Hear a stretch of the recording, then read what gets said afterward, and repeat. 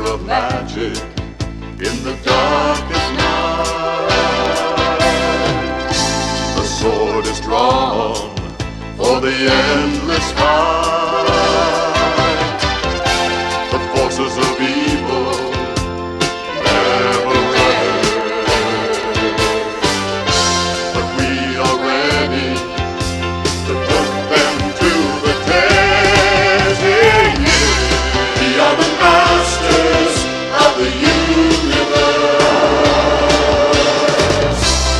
We are the masters of the universe. We are the makers of our destiny, and we will struggle till the universe is free. We are the masters of the universe. We are the masters of the universe. The universe. The universe. Lost in space, lost in time, With our mighty powers. we will fight. We will win. The victory shall be ours. Shall be ours. We are the masters of the universe. We are the masters of the universe. We are the makers of our destiny, and we will struggle till the universe is free. We are the masters of the universe. We are the masters of the universe. The universe. The universe. Lost in space, lost in time, with our mighty powers. We will fight. We will win. The victory shall be ours. It shall be ours.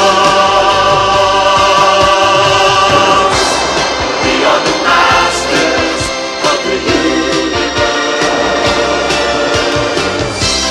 We are the masters of the universe.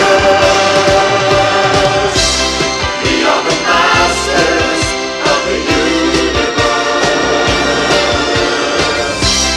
We are the masters of the universe.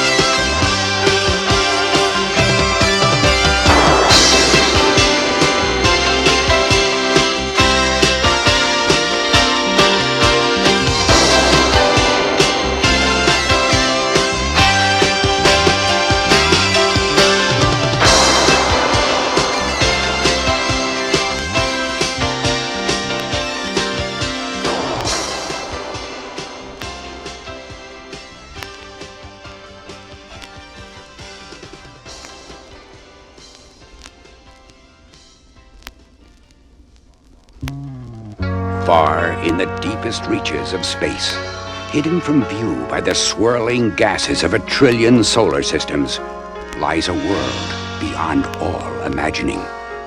Here, spinning in the endless blackness of space, exists the planet Eternia. Eternia. Even in the name, you can hear the magic. The roar of the winds that whip their way through the rocky mountaintops. The crashing of the waves that cast themselves upon the sandy shores of time on this mysterious world, tucked away in a forgotten corner of the universe. Eternia, the equatorial vine jungle, whose steamy swamps swarm with gigantic serpents and twisted man-eating plants whose roots dangle dangerously, waiting to trap and devour any foolhardy intruder. Eternia, where the evergreen forest towers as immense trees reach upward toward the fleecy blue sky overhead. The thick ferny underbrush teems with countless strange creatures who have evolved into life forms much different from those on Earth. Great winged lizards dangle by their scaly claws from the topmost branches of the pines, while deep within the mossy caves that line the cliffs, awesome dragons watch the world through beady green eyes and spew their sulphurous breath out into the morning chill. Eternia, the sprawling sands of time, a desert whose shifting dunes hide ruins of long past ages when great stone temples lined the streets of imperial cities, all gone now, swallowed up and swept away by the constant changing sands. All that remain are a few crumbling monuments to tell the tale of a forgotten civilization that labored and perished in the unforgiving desert. Eternia, a world of unimaginable beauty and unspeakable danger. For it is here, on this isolated planet, that one of the greatest battles between good and evil in the universe is being played out. The monstrous Skeletor, a villain of unending cunning and wickedness, has escaped. After years of isolation on his own planet, Infinita, and with a legion of demons at his side, threatens the safety and tranquility of Eternia. But Eternia has a protector, a hero foretold in legend and myth since the dawn of Eternian time. Centuries ago, Eternia's wise rulers, the Council of Elders, sensed that sometime in the future, danger would descend on their planet. In one moment of incredible concentration, they compressed all their accumulated knowledge and wisdom about the universe into one omnipotent glowing orb of power. They transformed the center of their government, the lustrous Hall of Wisdom, into a fearsome, rocky castle with the stone face of a skull at its front. They placed the orb of light and wisdom deep in the musty dungeons of the castle, where it would be safe from the forces of evil. Over the thousands of years that followed, the thick evergreen forest swallowed up the frightful edifice, and it disappeared into memory and folk legend. But to this very day, its name brings a chill of fear and awe. It is the mighty Castle Grayskull. And now, the evil warrior that the wise Council of Elders feared has arrived. Skeletor stalks the planet, searching for a way to seize control. But at every turn, his wickedness is checked by the heroic protector spoken of in the old tales. A giant of a man with long golden hair and rippling muscles that gleam in the brilliant Eternian sunlight. This is He-Man. In order to protect his true identity and thus make it harder for Skeletor to destroy him, He-Man lives a double life as Prince Adam, playful son of King Randor and Queen Marlena. Even now, as we speak, Prince Adam is playing with his pet tiger, Cringer, in the beautiful gardens that surround his father's castle. He and his feline friend romp in the tall grass, happy and carefree, unaware that, as He-Man, he is about to face the most difficult and dangerous challenge of his life. A life and death struggle with Skeletor, the outcome of which will determine the fate of the planet and perhaps the entire universe. Careful, my furry friend. Your claws are sharp. Sometimes you do not realize your own strength. Here, I will toss this stick out onto the lawn, and you will find it and return it to me. Do you understand? Cringer growled with pleasure. He loved the long afternoons he and his master spent in games and fun. Adam hurled the wooden stick high into the air. It soared over the flower beds and landed far away in a bushy area at the very edge of the castle grounds. Sometimes Prince Adam didn't realize his own strength either. Cringer charged away after the stick. Good cat! Find it and bring it to me. Suddenly, a huge black shadow swept across the green lawn. The warm afternoon air was stirred to a chill by the flapping overhead of two gigantic wings. Prince Adam gazed up into the cloudless sky and saw an amazing sight. It was Zor, the falcon, the great winged bird whose wingspan was more than 20 yards across, glided low, skimming the tops of the tall trees that surround the castle walls. And most amazing of all, on the falcon's wide feathered back rode Man-at-Arms, Prince Adam's teacher and companion. In a sweeping arc, the giant bird and its rider soared over the lawn and landed in a flurry just a few yards from the young prince. Man-at-Arms slid down along one of the gigantic wings as Prince Adam rushed to his side. Greetings, my friend. And greetings to Zor, the falcon, too. I see concern on your brow, my teacher. The enormous bird settled its mammoth wings by its side in a gust of wind as Man-at-Arms put his hand on Prince Adam's mighty shoulder, and the two of them walked through the garden, talking. I am afraid, sire, that I am not the bearer of good news. This I sensed, my friend. Please tell me what is wrong. There is trouble in the Northlands, my lord. The wicked Skeletor has found his way dangerously close to Castle Grayskull. That bony fiend! His wickedness knows no bounds! It is worse than you think, my prince. Skeletor has learned of the wisdom of the elders, which is hidden deep inside Castle Grayskull. He has vowed by all that is unholy to break into the castle and gain control over the elders' wisdom. This must not be done! With this power, Skeletor could easily rule all Eternia. His cruel leadership would plunge our world back thousands of years into the Dark Ages once more. All across the planet, the light of hope and joy would be snuffed out by this fiend. He will be stopped if it takes my last breath to do it. I knew, my lord, that you would not let your people down.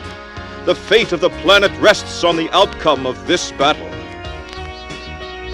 In an instant, Prince Adam reached down and grasped the sword which always hung by his side.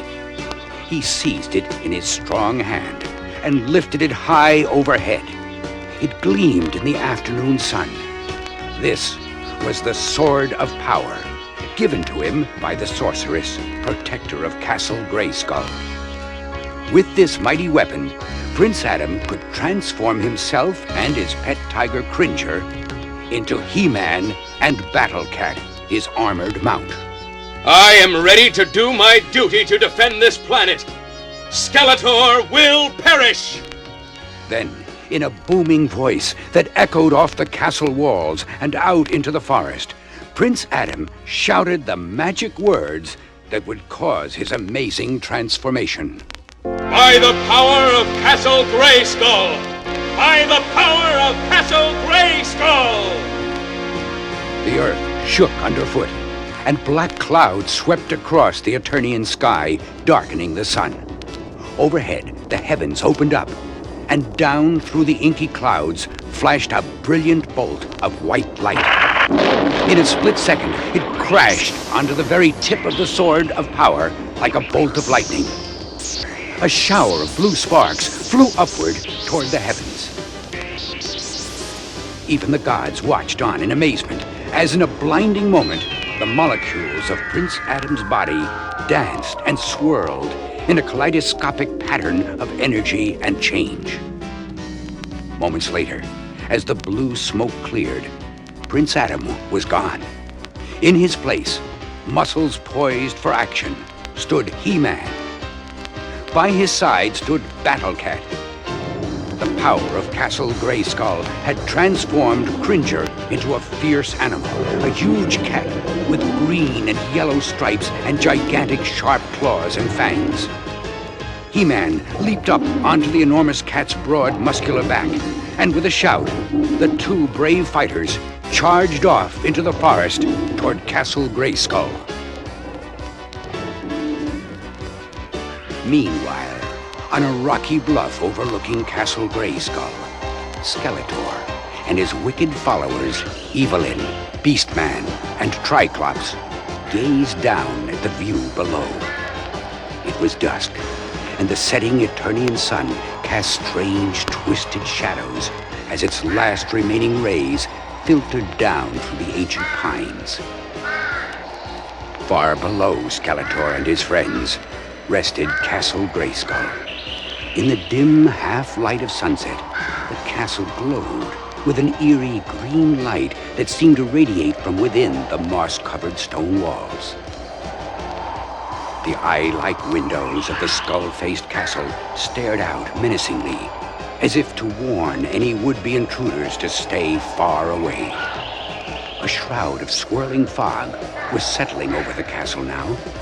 It wrapped its misty fingers around the castle towers and spiraled towards the damp earth. The castle's entrance, the huge tooth-lined mouth of the skull, was sealed shut. Like the mouth of a long-dead man, it knew many secrets but would speak none of them. Small, leathery bats flapped their way out of the cracks in the castle walls and darted madly across the blackening sky. It was a sight that would fill most people with fear and disgust. But it had just the opposite effect on Skeletor. The castle's bony exterior mirrored his own skull face, and he gazed on in admiration. Isn't it beautiful? What a lovely sight. And to think, soon Castle Grayskull will be mine, all mine. Once I am inside the castle, I will find the secret of Castle Grayskull, and the wisdom of the elders of this miserable planet will belong to me. Of course, there is the small matter of the unavoidable fight between He-Man and me, but that is of little consequence. His puny power will prove to be no match for the power of evil I possess. By the time the sun sets another day, I, Skeletor, will be the supreme ruler of all Eternia, and Castle Grayskull will be mine. Mine! Mine!